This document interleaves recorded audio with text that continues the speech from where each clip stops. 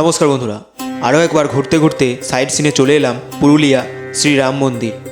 অযোধ্যা পুরুলিয়া রাম মন্দির বলতে পারেন, কিন্তু এটা অযোধ্যা মন্দির নয়, রাম মন্দির, এটা পুরুলিয়া রাম মন্দির। যাই হোক, খুব সুন্দর জায়গা।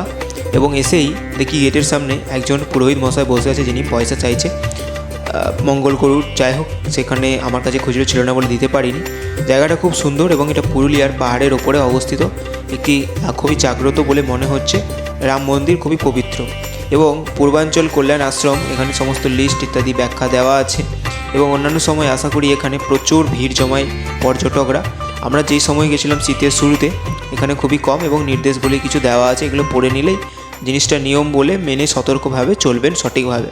কারণ এখানে প্রচুর জমায়েত করে ছোটো ছোটো বাচ্চারা, যারা টাকা চায় আপনার কাছ থেকে, তাদেরকে অযথা টাকা দিয়ে তাদের ভবিষ্যৎ নষ্ট করবে না, ইত্যাদি ইত্যাদি দেওয়া আছে। এবং যদি আপনি কিছু দান করতে চান, এখানে আপনি দান করতে পারেন, সে সম্পর্কেও খুব ভালোভাবে এখানে ডিটেলস দেওয়া আছে, কীভাবে দান করতে পারবেন, কত টাকা দান করতে হবে, আরও এখানের মন্দির সম্পর্কে সমস্ত কিছু তথ্য দেওয়া আছে।